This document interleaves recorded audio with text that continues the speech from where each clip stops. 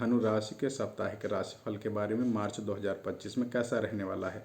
अगर हम बात करते हैं सबसे पहले स्वास्थ्य को लेकर के थोड़ा सा प्रभावशाली स्थितियां बनती हैं। यहाँ पर आपका स्वास्थ्य जो पिछले कई समय से खराब चल रहा था, तो अब आपका पहले से बेहतर और अति उत्तम स्थिति में पहुंचने वाला है। आपको व्यायाम का बिल्कुल सहारा लेना चाहिए, व्यायाम आपको करते रहना चाहिए। साथ में आपको खाने पीने का भी विशेष ध्यान रखना चाहिए, नहीं तो पेट से संबंधित समस्याएं आपको ग्रसित कर सकती हैं। साथ ही साथ आपको जो बदलते हुए मौसम का है इसको भी बहुत ही ध्यान रखना चाहिए, नहीं तो आपको सर्दी जुकाम बुखार यह सब सीजनल जो चीज़ें होती हैं वह प्रभावित जल्दी करेंगी। और आपके अगर कहा जाए तो चंद्र राशि से जो चौथे राहु बैठ करके आपके घर की स्थितियों को थोड़ा सा असामान्य सा करते हैं, तो यहाँ पर आपका जो मानसिक स्तर है वह भी थोड़ा सा डगमगाने वाला है। इसलिए आपके मन को भी थोड़ा सा प्रबलता रखनी चाहिए और जो स्थितियां हैं उनका डटकर सामना करना चाहिए। अब हम बात कर लेते हैं वित्तीय स्थितियों के बारे में। तो वित्तीय स्थिति यहाँ पर चंद्र राशि से अगर कहा जाए, राहु चौथे भाव में बैठ करके घर परिवार के स्वास्थ्य को, घर परिवार की स्थितियों को, और यहाँ पर थोड़ी सी यह है कि कहीं पर अगर वाद विवाद की स्थिति बन रही है, अगर मुकदमे वगैरह की है, तो वह भी यहाँ पर प्रभावशाली रहेगा और आपका मन जो है थोड़ा सा खिन्न रह सकता है। और इसके अतिरिक्त में आपका मन थोड़ा दुखी भी हो सकता है, उदास हो सकते हैं और थोड़ा आपको उलझन घबराहट की भी स्थितियां बनी रह सकती हैं। आपको यहाँ पर अपने मन को थोड़ा सा शांत रखना चाहिए, उग्रता कम दिखानी चाहिए और बुद्धि का प्रयोग करते हुए इस क्षेत्र से आपको बाहर निकलने का एक सरल उपाय ढूंढना चाहिए। आप अपने गुरुजनों से, आप अपने बड़े जनों से इस विषय पर सलाह ले सकते हैं, आप कैसे उस श्रेष्ठता को प्राप्त करेंगे कि जिससे आप इन सब चीज़ों से बाहर निकलें।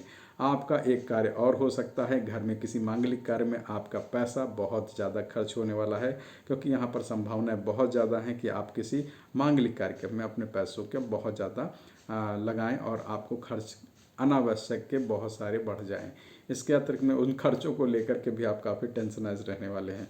घर परिवार की स्थितियां अगर कहा जाए तो आपसी सौहार्द थोड़ा सा यहाँ पर बिगड़ भी सकता है, आपस में मनमुटाव भी बन सकता है। साथ ही साथ में हम बात कर लेते हैं आपके वित्तीय स्थितियों को।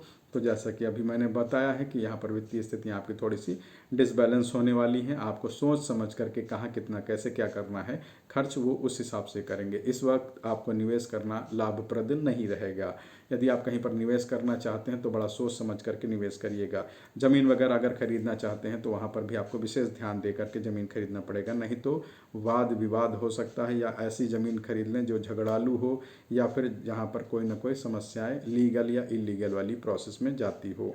ठीक है, तो इस तरीके से आपको विशेष ध्यान मतलब समझ करके, जान करके, आपको निरीक्षण करके उस चीज़ का समझ बूझ करके निर्णय लेना होगा।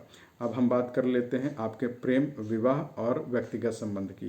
तो प्रेम आपका जो है बहुत अच्छा रहने वाला है और आपके जैसे संबंध चले आ रहे थे वैसे ही अच्छे चलते रहेंगे। यहाँ पर कोई प्रभाव ऐसी स्थितियों में नहीं पड़ेगा। हाँ, ये बात ज़रूर है कि कभी कभी कोई बात ऐसी स्थितियों में आ जाए कि आपका मन थोड़ा सा दुखी हो सकता है, लेकिन खास तौर पर परिवार के विवाद को लेकर के दूर रहिएगा, नहीं तो आपके प्रेम संबंधों में भी थोड़ा सा उसका इम्पैक्ट देखने को मिल सकता है। अब हम बात कर लेते हैं आपके विवाह के बाद। तो दाम्पत्य जीवन में या दाम्पत्य सुख की बात की जाए तो बढ़िया रहने वाला है, लेकिन वही है पारिवारिक स्थितियों में उनको भी अगर करेंगे तो विवाद वहाँ पर भी उत्पन्न होने की स्थितियाँ बनती हैं। हालांकि आपका जो दाम्पत्य सुख की बात की जाए तो पूर्ण मिलेगा, आपको सहयोग मिलेगा, अपने पति पत्नी का आपस में सहयोग रहेगा, पार्टनर अपने एक दूसरे को बड़ा सहयोग करेंगे। इसके अतिरिक्त हम बात कर लेते हैं व्यक्तिगत संबंधों की। तो व्यक्तिगत संबंधों में आपके इष्ट मित्र आपके बहुत ही सहयोग करेंगे, लेकिन आपको उसमें भी थोड़ा सा जो बहुत ही क्लोज होंगे उनको छोड़ करके अगर कहा जाए रिश्तेदार, नातेदार और ऐसे व्यक्ति जो आपके साथ में यदा कदा की स्थिति में रहते हैं, उन पर आंख बंद करके भरोसा नहीं करना है आपको, क्योंकि यहाँ पर आपको धोखा मिलने का भी एक योग बनता है।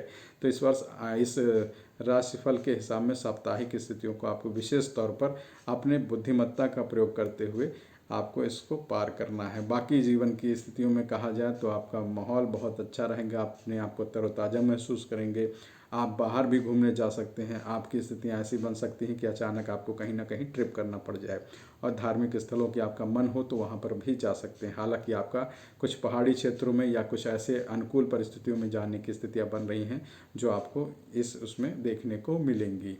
और इसके अतिरिक्त हम बात कर लेते हैं कि आपको उपाय के तौर पर क्या करना चाहिए। सबसे बढ़िया आपको है कि आपको ओम गुं गुरुवे नमः का जाप करना चाहिए और इसको 21 बार कम से कम करना चाहिए। इसके अतिरिक्त में आप अगर करना चाहें तो विष्णु सहस्त्र नाम का जाप भी कर सकते हैं।